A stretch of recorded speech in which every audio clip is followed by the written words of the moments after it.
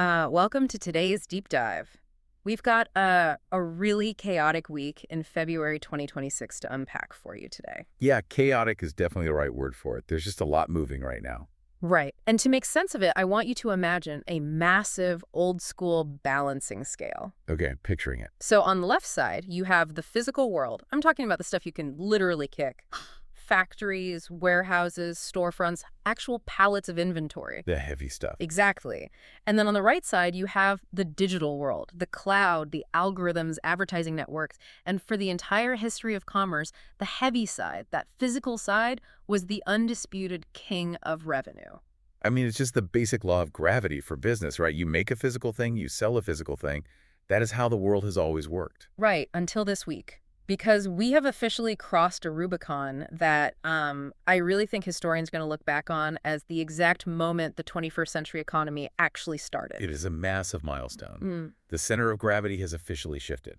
We are talking about the retail crown officially passing from the king of brick and mortar to the king of the click. Amazon has surpassed Walmart in annual revenue. First time ever. Yeah, but if you look at the stack of sources we're diving into today, from these massive earnings reports to some really gritty defense updates, it's not just about who sold more goods. No, it's much deeper. We're looking at a complete reordering of how power and capital move. Yeah. You've got digital giants becoming almost like sovereign entities. Right? And then on the flip side, you have these physical giants like defense contractors and airlines who are literally physically relocating just to try and survive and remember how to build things correctly. So the theme today is shifting centers of gravity. We're going to break down this Amazon and Walmart flip. We're going to look at the physical reality of the AI boom, including a warning from the Fed about a jobless boom, which honestly terrified me when I read it. It's a heavy concept. We'll also cover industrial moves like Boeing returning to its roots, and finally, some real financial friction with cracks in private credit and rising tariffs. It's a perfect storm of digital acceleration and physical friction. So let's just start right at the top of the scoreboard. The numbers are in. They are. Amazon reported 2025 sales of $716.9 billion. And Walmart. Walmart came in at $713.2 billion. Wow.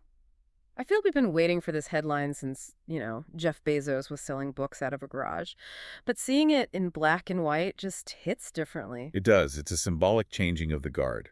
Walmart was the undisputed revenue king for decades. But, and this is what I was wondering when I looked at the reports, is this even a fair comparison anymore?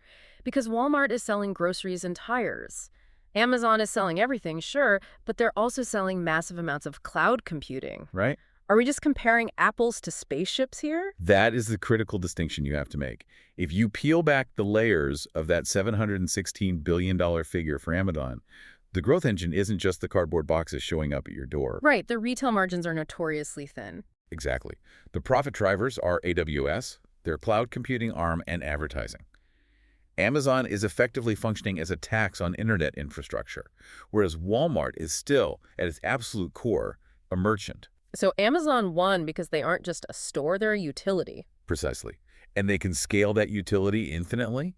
But here's the thing. Walmart isn't just sitting still and accepting defeat. No, I read their earnings report, and honestly, they look way more like a tech company than I expected. They're shape-shifting. They beat holiday quarter expectations with 6% sales growth, which is solid. But the real standout was a massive 27% gain in U.S. e-commerce. 27%. For a company that size, moving the needle 3% is usually a miracle. Right, and e-commerce now makes up 23% of their total U.S. sales.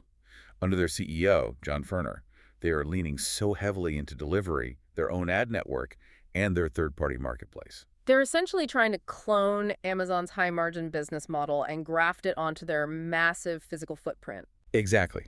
But there's a catch.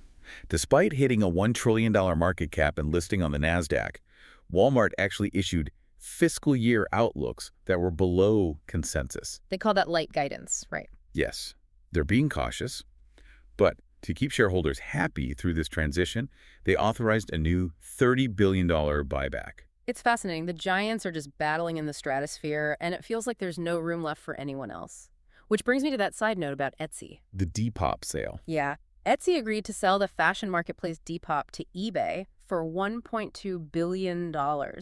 And didn't Etsy just buy them a few years ago? They did, and it perfectly illustrates the e-commerce consolidation happening right now. The niche players in the middle are getting crushed by customer acquisition costs and having to consolidate, while Amazon and Walmart fight at the very top. So the digital native takes the retail crown. But I want to pivot to the infrastructure that actually makes that digital dominance possible. Because while Amazon is selling ads, Meta Facebook is building brains. This is such an important transition. If retail is about moving goods, Meta's latest move is about moving intelligence. They unveiled a multi-year plan to deploy NVIDIA Gray CPUs, Blackwell and Rubin GPUs, and Spectrum-X networking. I mean, I know those are chips, but it sounds like they're building a sci-fi weapon. It's an unprecedented level of capital expenditure. This isn't just a server upgrade so your Instagram loads faster. They are re-architecting for hyperscale data centers. They even mentioned building out confidential computing specifically for WhatsApp. What does confidential computing mean in this context? It means they want to run advanced AI models on your private data, like helping you draft messages or organize your life without breaking the end-to-end encryption. That takes a massive amount of secure local processing power. But that while big tech is building all this, the regulators are starting to sound the alarm. We heard a phrase from the Federal Reserve this week that we really need to stop and analyze. Yes, the jobless boom. Federal Reserve Governor Michael S. Barr explicitly warned about this, and it sounds like a paradox. How do you have a boom without jobs? Well, it's the nightmare scenario for an economic planner. Barr is warning that rapid AI adoption could drastically increase productivity. Companies do more, GDP goes up, profits soar. That's the boom. But they don't need to hire humans to do it. Exactly. Digital scale creates wealth without labor. But Barr took it a step further. He noted that this heavy data center investment actually lifts the neutral rate. Break that down for us. Why does Meta buying GPUs affect interest rates? Because AI requires massive amounts of electricity. We're talking about huge strains on the energy grid. Building out power plants, cooling systems, and grid upgrades requires trillions in capital. When there's that much demand for capital to build infrastructure, the baseline cost of borrowing money, the neutral rate goes up. So Mark Zuckerberg's race for AI dominance indirectly keeps borrowing costs high for the rest of the economy. That's the argument. It highlights a huge divide. Tech companies are racing for dominance, while economic planners are sweating over electricity usage and employment stability. And the tech rivalry is getting so intense it's spilling into the open. Did you see the India AI Impact Summit? The photo op. It was so awkward. You had the leaders of OpenAI and Anthropic essentially avoiding holding hands on stage, while the Alphabet CEO just stood by. It seems petty, but they know this is a winner-takes-all race. They're even taking swipes at each other in Super Bowl ads. Right, so tech is building the future, but the physical world is really struggling to fix the present. Let's look at aviation and defense. This is where that shift in gravity becomes painfully obvious. Boeing is relocating its defense, space, and security headquarters from Arlington, Virginia, back to St. Louis. Why St. Louis? I know they have history there, but Arlington is right next to the Pentagon. That's exactly the point.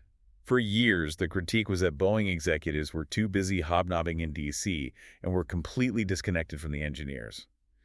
Moving to St. Louis is about getting leadership closer to the factory floor. It's an attempt to fix the culture and the quality control issues they've been plagued with?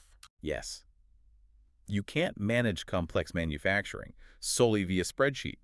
And they had the Secretary of War, Pete Hegseth, visit the St. Louis site to bless the move. I always do a double take at that title now. Right. The department naming changed to war.gov. Right. Hegseth was there touting this idea of an arsenal of freedom and pushing for faster defense acquisition. But it's not just a Boeing problem, is it?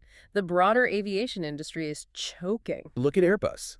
They just guided to only 870 deliveries in 2026. It is really low. Very low. Yeah. And it's largely due to supply chain constraints. They literally cannot get enough engines from Pratt & Whitney, which is owned by RTX. And when the physical supply chain is strained, things go wrong.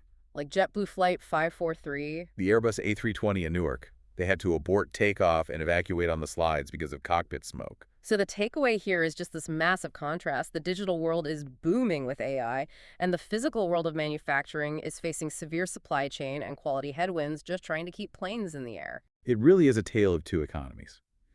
And that strain is starting to show up in the financial sector too, specifically in a place where money was supposed to be safe. Let's get into the financial friction. We need to talk about private credit, usually a pretty dry topic, but right now it's a massive red flag. It is. Blue Owl Capital just halted redemptions at a retail fund called OBDC2. What does halting redemptions mean for the average investor? It means investors asked for their money back, and the fund essentially said, no, you can't have it right now. Blue Owl actually had to sell $1.4 billion worth of loans just to return capital to the people trying to get out. That sounds like a bank run. It's the private market equivalent, and it sent a ripple effect through the whole industry.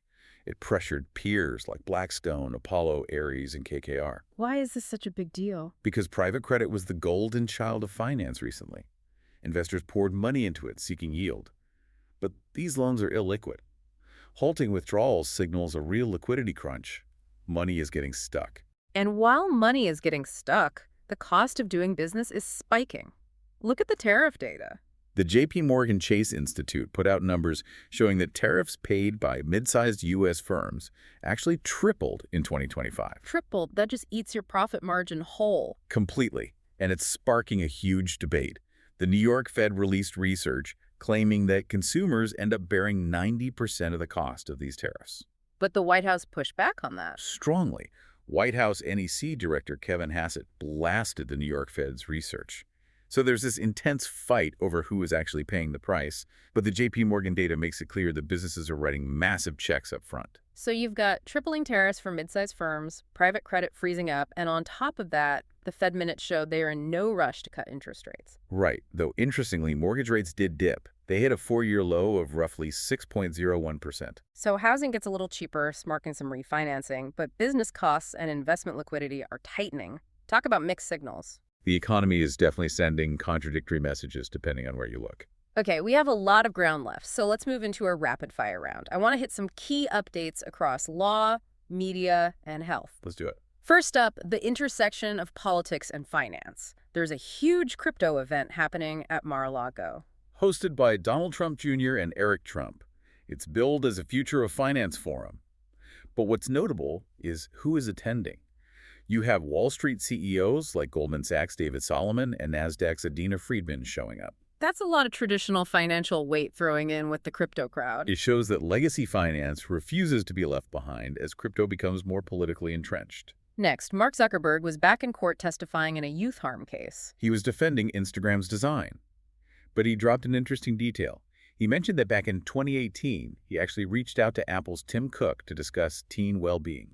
Which really highlights how long these tech leaders have been quietly grappling with the social impact of their platforms behind the scenes. That's exactly. Moving to media, the consolidation trend we saw with Etsy is happening in Hollywood too. James Cameron is sounding the alarm on the potential Netflix and Warner Bros. Discovery deal. He's worried about theatrical jobs, right? Yes. He fears that if Netflix swallows a legacy studio like WBD, it's the end of the traditional theatrical experience. Meanwhile, WBD is still entertaining a best and final offer from Paramount. Everyone is just trying to pair up before the music stops. That's exactly what it is. All right, finally, let's look at health. Bayer is trying to put a massive legal headache behind them. They reached a proposed $7.25 billion settlement for the Roundup cancer lawsuits. Wow, just paying to clear the deck. And Moderna has some news on the vaccine front. The FDA is currently reviewing their new mRNA flu shot for full approval for ages 50 to 64. We should have a decision date on that by August 5th. Okay, let's pull all of this together. It's a lot to synthesize. It is. We've seen the torch officially pass in retail, with Amazon's digital model overtaking Walmart's physical empire. Right, the new grab. We've got massive capital flowing into AI infrastructure, the meta build-out, even as the Fed warns about the economic strain. And we're seeing the severe physical constraints on aviation, with Boeing trying to fix its culture by moving closer to the factory floor and Airbus struggling just to get engines. And under it all, the financial plumbing is creaking. Private credit halting redemptions, tariffs tripling. So here's the provocative thought I want to leave you with today. We heard the Fed governor explicitly warn of a jobless boom from AI, wealth created entirely by digital scale and algorithms. Meanwhile, a legacy titan like Boeing is physically relocating executives back to St. Louis just to supervise human workers and relearn how to manufacture safely. Right. So are we heading toward a bifurcated economy where the digital side creates infinite wealth without needing human labor, while our physical industries, the ones that build the things we actually need to survive, struggle simply to keep the engines running? It's the defining tension of this decade. It really is. Thanks for diving deep with us today. Keep learning, and we'll see you next time.